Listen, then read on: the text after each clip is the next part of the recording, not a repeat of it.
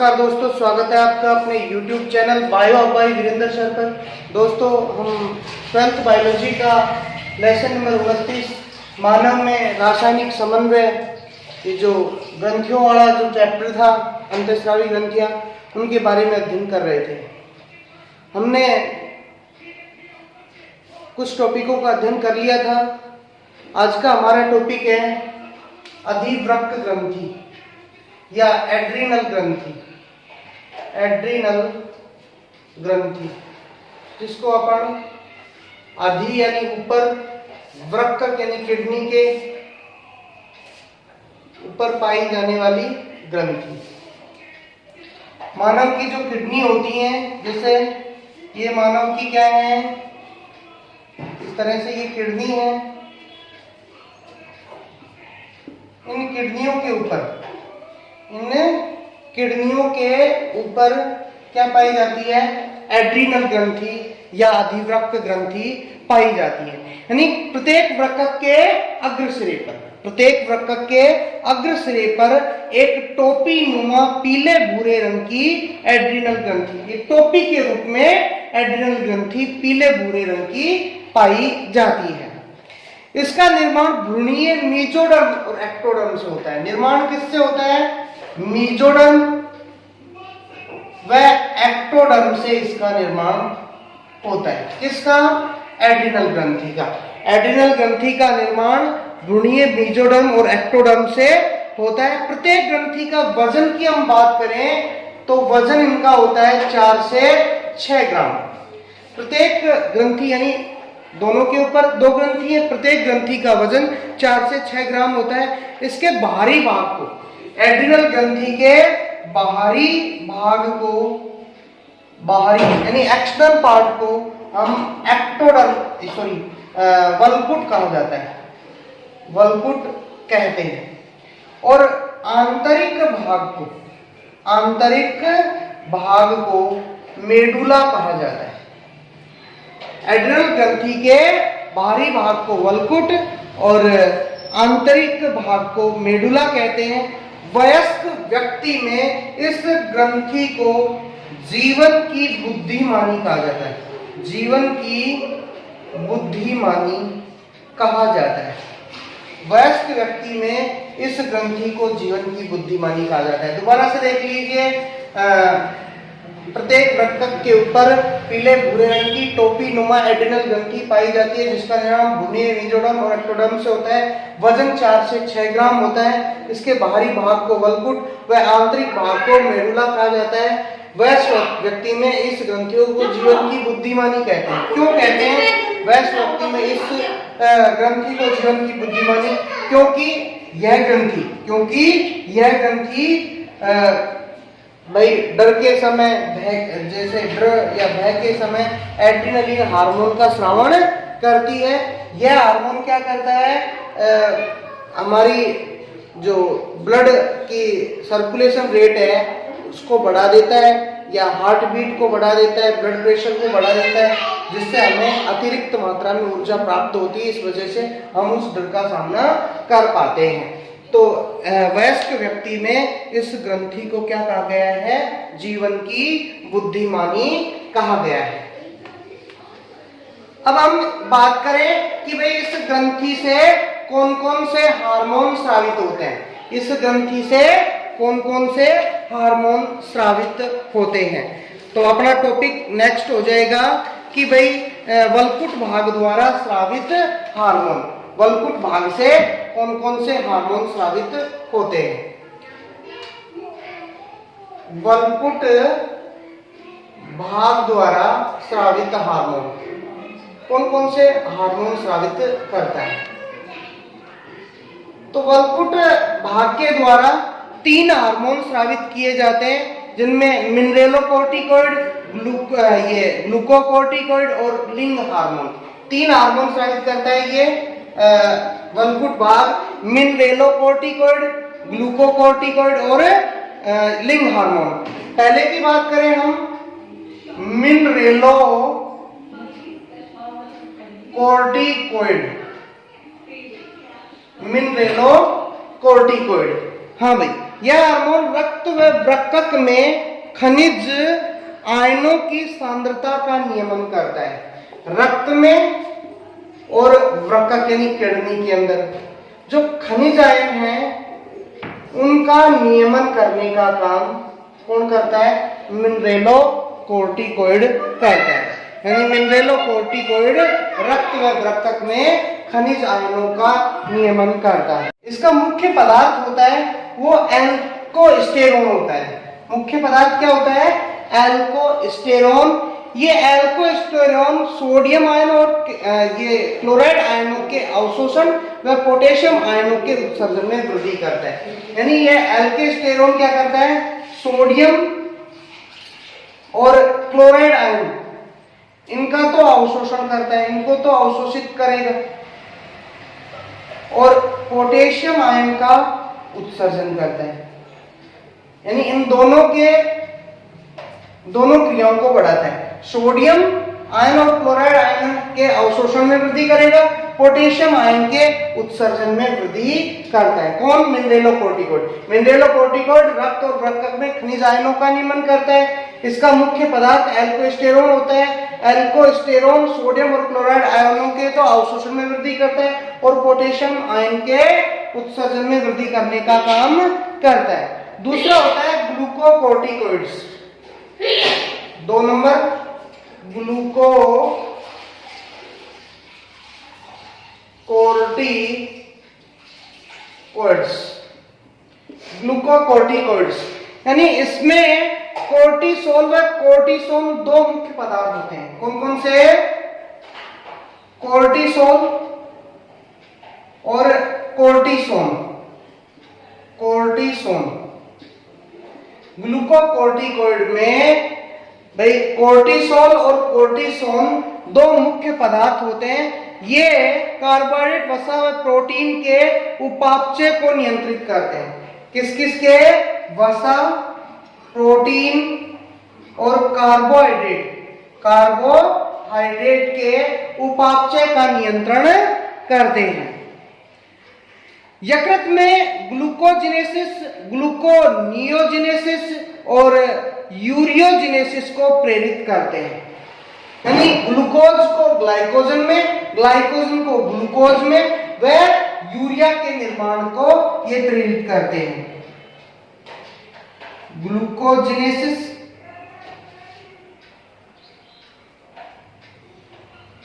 और ग्लूकोनियोजिनेसिस और एक यूरियोजिनेसिस, इन क्रियाओं को क्या करते हैं? ये प्रेरित करने का काम करते हैं। शरीर के श्रावण के जब ये स्रावित होते हैं तो उस समय प्रतिरक्षी बनने को रोकते हैं, साथ ही अंगों के सफल प्रत्यारोपण को बनाने के लिए उपयोगी है।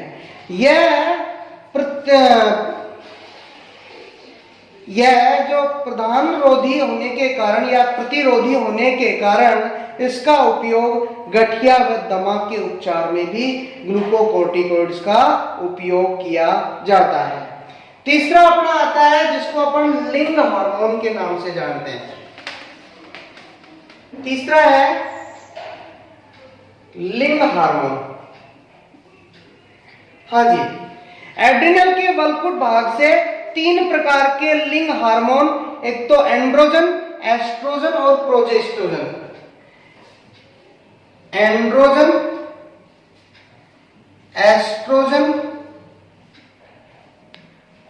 और प्रोजेस्टेरोन, ये 3 हार्मोन वल्कुट भाग से स्रावित होते हैं।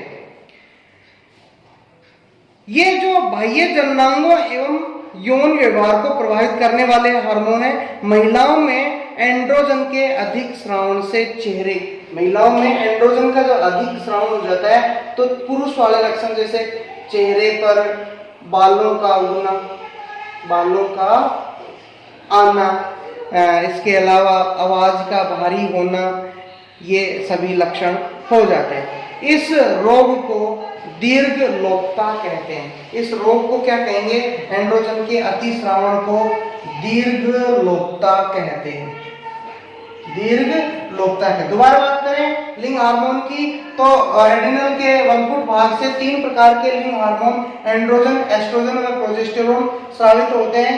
ये तीनों हार्मोन लिंग व्यवहार एवं जो बाह्य जन्नांग है उनके विकास को प्रेरित करते हैं। जब एंड्रोजन का महिलाओं में अधिक स्राव हो जाता है तो चेहरे पे बालों का आना, आवाज का भारी होना जैसे लक्षण उत्पन्न हो जाते हैं। एंड्रोजन का महिलाओं में अति स्राव को दीर्घलोकता के नाम से जाना जाता है।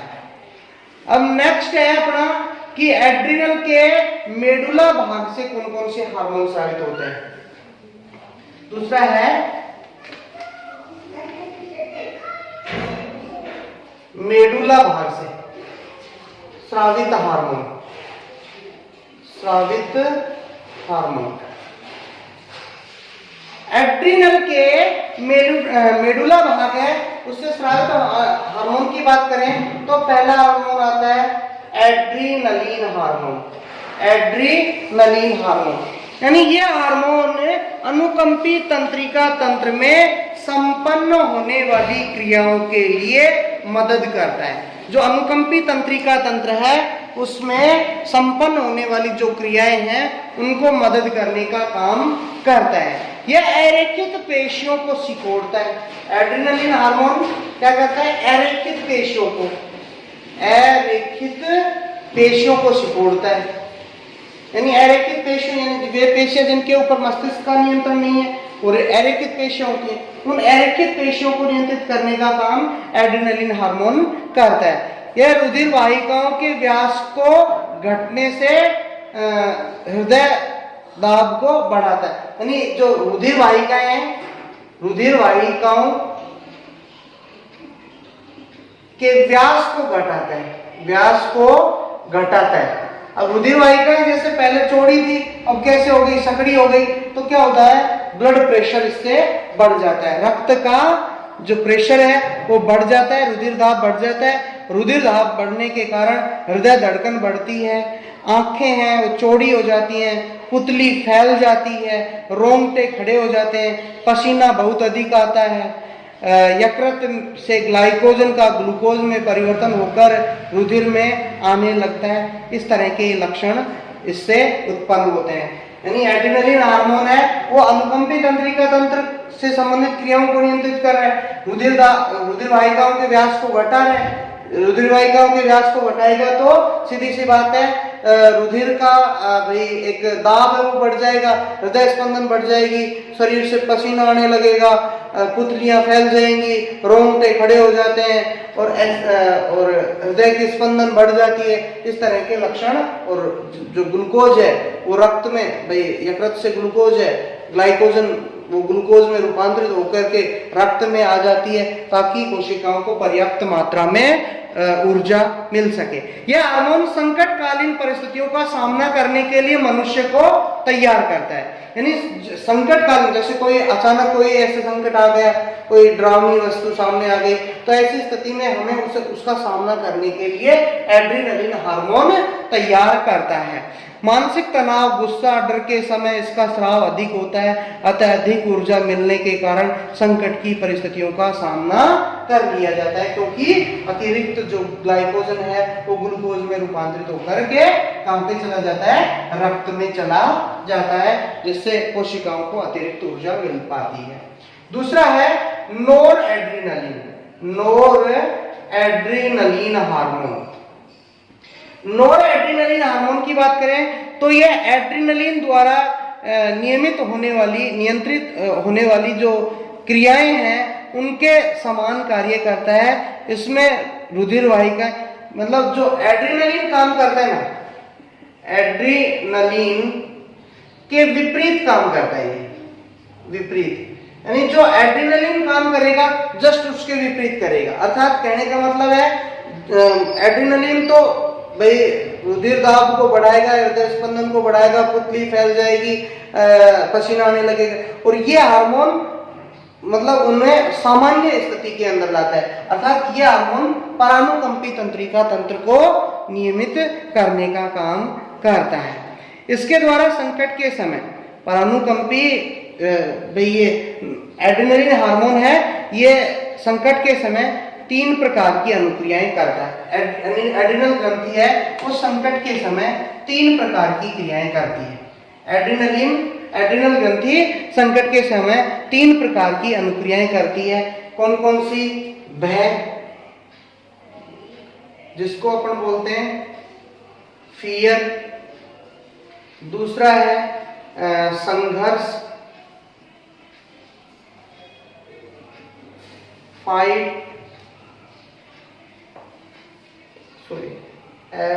FIGHT, फाइट, और पलायन,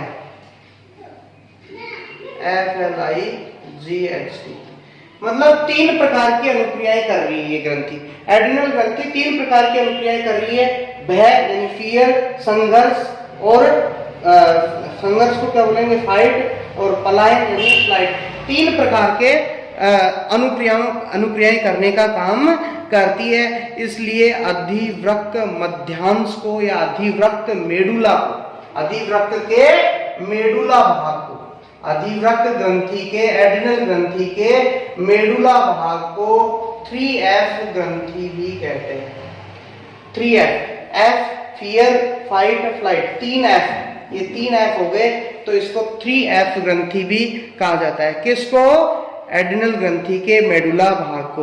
एड्रिनल ग्रंथि है वो एड्रिनल ग्रंथि है ये विपत्ति प्रतिक्रिया। अब अपन बात कर रहे हैं, ये तो मेडुला भाग हो गया, अब हम एड्रिनल ग्रंथि की बात कर रहे हैं। एड्रिनल ग्रंथि विपत्ति प्रतिक्रिया, विपत्ति प्रतिक्रिया, जिसको हम बोलते हैं स्ट्रेस, विपत्ति प्रतिक्रिया। दूसरा शर्करा यानी शुगर, नमक, इसको साल्ट कहा जाता है। और तीसरा चौथा होता है लैंगिक विकास संबंधी क्रियाओं, लैंगिक विकास संबंधित क्रियाओं, जिसको अपन बोलते हैं सेक्स रिलेटेड प्रोसेस। तो 4S यानी 4S हो गए, 4S, इसको 4S ग्रंथि भी कहा जाता है। किसको? एड्रिनल ग्रंथि को। एड्रिनल ग्रंथि विपत्ति प्रतिक्रिया यानी स्ट्रेस, शर्करा, साल्ट और शर्करा और साल्ट के उपापचय का लैंगिक विकास संबंधी क्रियाओं यानी सेक्स रिलेटेड प्रोसेस का नियंत्रण करती है। अतः एड्रिनल ग्रंथि को 4S ग्रंथि कहा जाता है। ध्यान रखना, एड्रिनल ग्रंथि को तो 4S ग्रंथि और एड्रिनल ग्रंथि के मेडुला भाग को 3F ग्रंथि कहते हैं। एड्रिनल ग्रंथि को तो 4S ग्रंथि और एड्रिनल ग्रंथि के मेडुला भाग को 3F ग्रंथि कहा जाता है। अब इसके एड्रिनल जो के अल्प श्रावण संबंधी रोगों के बारे में अपन पढ़ेंगे कि इसके अल्प श्रावण से कौन कौन से रोग होते हैं। पहला रोग आता है एडिसन का रोग, अल्प श्रावण से। अल्प श्रावण से पढ़ रहे हैं एडिसन का रोग। हाँ भाई, एड्रिनल कोर्टेक्स हार्मोन के अल्प स्रावण से सोडियम व जल की काफी मात्रा मूत्र के साथ उत्सर्जित हो जाती है, जिससे क्या हो जाता है? डिहाइड्रेशन हो जाता है। डिहाइड्रेशन हो जाता है। डिहाइड्रेशन के कारण रक्त में पानी की कमी हो जाती है, रुधिर दाब घट जाता है, कांस्य रंग की त्वचा हो जाती है, भूख कम लगती है, उल्टी आने लगती है और अंत में व्यक्ति की मृत्यु हो जाती है। इसलिए एड्रिनल हार्मोन को जीवन रक्षक हार्मोन भी कहते हैं। जीवन रक्षक हार्मोन या जीवन की रक्षा करने वाला हार्मोन भी कहते हैं, क्योंकि ये डिहाइड्रेशन से व्यक्ति को बचाता है। अब एड्रिनल के अतिश्रावण संबंधी रोग, ये अतिश्रावण से कौन कौन से रोग होते हैं, जैसे अपन देखते हैं। हाँ भाई, पहला है कुशिंग रोग, यानी यह रोग शरीर में जल, सोडियम एवं यकृत में ग्लाइकोजन के अधिक जमाव के कारण होता है। कौन सा? कुशिंग। कुशिंग का रोग कब होता है? यकृत में ग्लाइकोजन के अतिस्रावण से और सोडियम जल की मात्रा बढ़ने के कारण होता है, जिससे प्रोटीन उपापचय बढ़ जाता है तथा हड्डियां अनियमित हो जाती हैं। हड्डियां अनियमित हो जाती हैं, जिसे कुशिंग का रोग कहा जाता है। अगला है हिरसुटिज्म। हिरसुटिज्म, हिरसुटिज्म या इसको एड्रिनल विरिलिज्म भी कहा जाता है। इसको एड्रिनल विरिलिज्म के नाम से भी अपन इसको जानते हैं।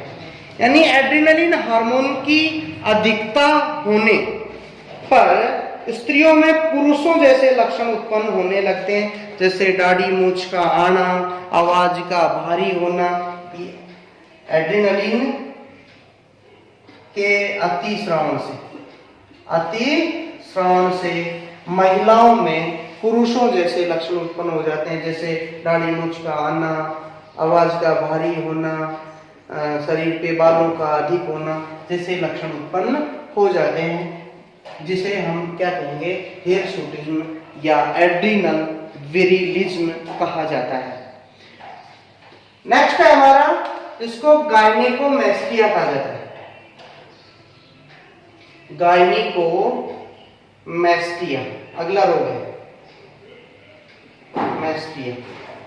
हाँ भाई, एड्रिनलिन हार्मोन के अतिस्रावण से स्त्रियों में नर जननांग बनने लगते हैं। इसे मादा आभासी उभयलिंगता कहते हैं। ऐसी लड़कियां बांझ होती हैं तथा लड़कों में स्तन उभर आते हैं। यानी महिलाओं के अंदर तो महिलाओं में आभासी शिशन उभर आता है, शिशन उभर आता है। ऐसी महिलाएं बांझ होती हैं, अर्थात जन्म में भाग नहीं ले पाती। और अगर पुरुषों की बात करें तो पुरुषों में स्तन उभर आते हैं। किसके कारण? एड्रिनलिन हार्मोन के अतिस्रावण के कारण। अगला है ईडीमा। हाँ भाई, रुधिर में सोडियम में जल की मात्रा घटने से, रुधिर में सोडियम में जल की मात्रा घटने से रुधिर दाब घट जाता है, जिससे शरीर जगह जगह से फूल जाता है। शरीर है वो जगह जगह से क्या हो जाएगा? फूल जाता है। यानी रक्त के अंदर क्या हुआ? रुधिर में सोडियम व जल की मात्रा घट गई। सोडियम व जल की मात्रा घटने से रुधिर दाब बढ़ जाता है और रुधिर दाब बढ़ जाने के कारण शरीर है वो जगह जगह से फूल जाता है, जगह जगह से फूल जाता है। पोटेशियम की कमी से तंत्रिका व पेशियां काम करना छोड़ देती हैं। इससे क्या हो जाता है? व्यक्ति में लकवा हो जाता है। इसे ईडिमा रोग के नाम से जाना जाता है। नेक्स्ट हमारी ग्रंथि है जिसको अपन जनद ग्रंथियां कहते हैं। जनद ग्रंथियां यानी जन्म में भाग लेने वाली ग्रंथियां। इसमें पुरुष के अंदर आती है वृषण ग्रंथि। कौन सी? वृषण। यानी यह नर जनन ग्रंथि है। इसकी लीडिंग कोशिकाएं टेस्टोस्टेरोन, एंड्रोस्टेरोन का स्रावण करती है। इसकी कौन सी लीडिंग कोशिकाएं? टेस्टोस्टेरोन व एंड्रोस्टेरोन हार्मोन का स्रावण करती हैं। एंड्रोस्टेरोन का स्रावण करती हैं। ये स्टेरॉइड हार्मोन है। इसका नियंत्रण पीयूष ग्रंथि के LH यानी ल्यूटिनाइजिंग हार्मोन द्वारा किया जाता है। एंड्रोजन हार्मोन नर के द्वितीयक गौण लैंगिक लक्षणों का विकास करता है, जैसे नर में वृषण कोषों का विकास, दाढ़ी मूंछ का आना, आवाज का भारी होना, शरीर पे बालों का अधिक आना। यौनारंभ से पहले वृषणों को शल्य क्रिया द्वारा हटा देने को, यौनारंभ से पहले वृषणों को शल्य क्रिया या ऑपरेशन के द्वारा, ऑपरेशन द्वारा हटा देना, हटा देना, हटा देना जनद नाशन या बधियाकरण कहलाता है। जनद नाशन या बधियाकरण, बधियाकरण कहा जाता है। यौनारंभ से पहले, यौनारंभ से पहले किसका, वृषणों का ऑपरेशन के द्वारा, वृषणों को ऑपरेशन के द्वारा हटा देना जनद नाशन या बधियाकरण कहलाता है, जिससे नर हार्मोन का स्रावण कम हो पाता है। व्यक्ति नपुंसक या पुरुष है वो नपुंसक हो जाता है। इसमें प्राथमिक एवं द्वितीयक लैंगिक लक्षणों का विकास नहीं हो पाता। पुरुषों में प्राथमिक और द्वितीयक लैंगिक लक्षणों का विकास नहीं हो पाएगा। पशुपालन में बधिया बकरे, बधिया मुर्गे, बधिया घोड़े उत्पन्न किए जाते हैं, और जो ये प्राणी होते हैं ये सरल स्वभाव के होते हैं। ये प्राणी कैसे होते हैं, सरल स्वभाव के होते हैं। दूसरा आता है अपना, जिसमें जनक ग्रंथियों का अंडाशय। अंडाशय, अंडाशय मादा जनक ग्रंथि है। इसमें 3 प्रकार के हार्मोन स्रावित होते हैं। कौन कौन से, एस्ट्रोजन, दूसरा प्रोजेस्टेरोन, और तीसरा रिलैक्सिन। रिलैक्सिन, हाँ भाई, अंडाशय के द्वारा 3 प्रकार के हार्मोन स्रावित हो रहे हैं। यानी एस्ट्रोजन है, यह हार्मोन ग्राफियन पुटिकाओं द्वारा स्रावित होता है। किससे, ग्राफियन पुटिकाओं द्वारा स्रावित होता है। एस्ट्रोजन हार्मोन ग्राफियन पुटिकाओं के द्वारा स्रावित होता है, जो मादा में द्वितीयक लैंगिक लक्षणों का विकास करता है, जैसे आवाज का बारीक व सुरीला होना, मासिक चक्र का आरंभ होना, नितंब का भारी होना, शालीनता, मैथुन इच्छा जागृत होना जैसे लक्षण उत्पन्न करने वाला हार्मोन कौन सा है, एस्ट्रोजन। दूसरा आता है प्रोजेस्टेरोन। यह जो हार्मोन है वो अंडोत्सर्ग के बाद जो कार्पस ल्यूटियम बनता है, कार्पस ल्यूटियम बनता है, ग्राफियन पुटिका फट जाएगी। जैसे ये ग्राफियन पुटिका, इसमें अंड है, ये अंड बाहर निकल गया, ग्राफियन पुटिका से अंड बाहर निकल गया। ये जो ग्राफियन पुटिका शेष बच गई, ये शेष ग्राफियन पुटिका कार्पस ल्यूटियम बनाएगी, और कार्पस ल्यूटियम द्वारा प्रोजेस्टेरोन हार्मोन का स्रावण किया जाता है। यह पीयूष ग्रंथि के LH द्वारा नियंत्रित होता है। यह स्त्रियों में स्तनों के विकास को, दुग्ध ग्रंथियों की वृद्धि को, गर्भाशय के संरचनात्मक व क्रियात्मक परिपक्वता को, गर्भाशय विस्तृति में रुधिर परिवहन को बढ़ाने जैसे काम करता है। तीसरा आता है अपना रिलैक्सिन। रिलैक्सिन हार्मोन है वो कार्पस ल्यूटियम द्वारा ही स्रावित होता है। किसके द्वारा, कार्पस ल्यूटियम द्वारा ही ये भी स्रावित होता है। इसका कार्य प्रसव क्रिया के समय प्यूबिस सिम्फाइसिस को ढीला करना है। प्यूबिस सिम्फाइसिस, प्यूबिस सिम्फाइसिस को प्रसव के समय ढीला बनाता है। कौन, रिलैक्सिन हार्मोन। अतः यह शिशु जन्म को आसान बनाता है। ये तीनों हार्मोन हो गए, एस्ट्रोजन, प्रोजेस्टेरोन और रिलैक्सिन। अब बात करें हम एस्ट्रोजन के अल्प स्राव से मादा के द्वितीयक लैंगिक लक्षणों के विकास में कमी व मासिक चक्र अनियमित हो जाता है। यानी एस्ट्रोजन अगर सही तरीके से स्रावित नहीं होता है तो मादाओं में द्वितीयक लैंगिक लक्षणों का विकास है वो सही ढंग से नहीं हो पाता। और ये तो अल्प श्रावण से हो गया, अल्प श्रावण से, और एस्ट्रोजन के अति श्रावण से, एस्ट्रोजन के अति श्रावण से अनियमित मासिक चक्र उत्पन्न हो जाते हैं और लंबे समय तक अतिरिक्त स्राव के कारण, लंबे समय तक अगर एस्ट्रोजन का अति श्रावण रहा तो अति श्राव के कारण लंबे समय तक अति श्राव, लगातार बहुत ज्यादा मात्रा में श्राव हो रहा है, इस वजह से यूट्रस कैंसर होने की संभावना भी रहती है। किसमें, एस्ट्रोजन हार्मोन के आती है इस राउंड से। आज के ये जो आज का हमारा ये जो लेसन है, लेसन नंबर 29 यहीं पे समाप्त होता है। 30वां लेसन है वो हमारे सिलेबस से पूर्णतः हटाया गया है और कल या नेक्स्ट वीडियो में हम 31वां चैप्टर पढ़ेंगे। धन्यवाद।